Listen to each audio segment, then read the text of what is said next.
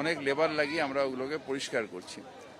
আর ডিএনজিও তারা নিজেরা ওই ওপর দিয়ে কাটার দিয়ে কাটছে। আশা করছি যে যাকে পাওয়া যাচ্ছে না, আশা করছি আজকে হয়তো পেতে পারে। একটা উদ্ধার কাজ এটা হয়ে গেলে তারপরে আমরা মাস স্কেলে ডেব্রিজ তোলার ব্যবস্থা করব। হ্যাঁ, সেটা আমরা ওই ডেব্রিজগুলোকে ওই জন্য আমরা অসাবধানী অবস্থায় তুললে তো সে ইয়ে হয়ে যাবে।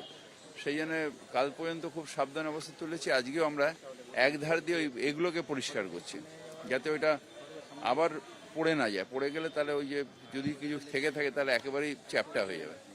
তো সেইটার জন্য খুব সাবধানের তলায় আমরা আস্তে আস্তে ভেতরটা খুঁড়ে খুঁড়ে খুঁড়ে খুঁড়ে খুঁড়ে খুঁড়ে একটা হোল তৈরি করে ওর ভেতরে যাওয়ার চেষ্টা করা হচ্ছে, যে কিছু আছে কিনা দেখার জন্য। চারটে তোলা যায়নি, ওই কেটে কেটে কেটে কেটে ওর মধ্যে ঢোকায়। এবার আমরা মাটির নিচ থেকে আবার ওই ডেব্রিজগুলোকে পরিষ্কার করে ওখান দিয়েও ঢোকার চেষ্টা হচ্ছে। হ্যাঁ, নাহলে তো বড় মেশিন আসতো এতক্ষণে।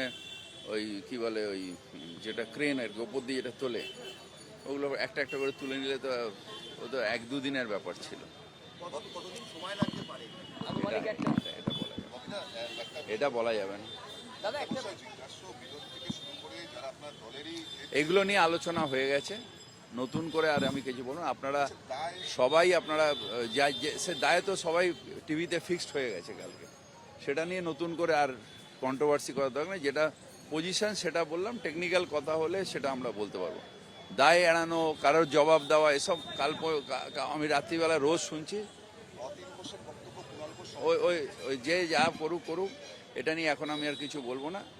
মেন হচ্ছে এখানে দাঁড়িয়ে থেকে মানুষের পাশে, সেদিন রাত্রির থেকে আমি ছিলাম, আর মানুষের পাশে থাকতে হবে, এটাই মূল কাজ।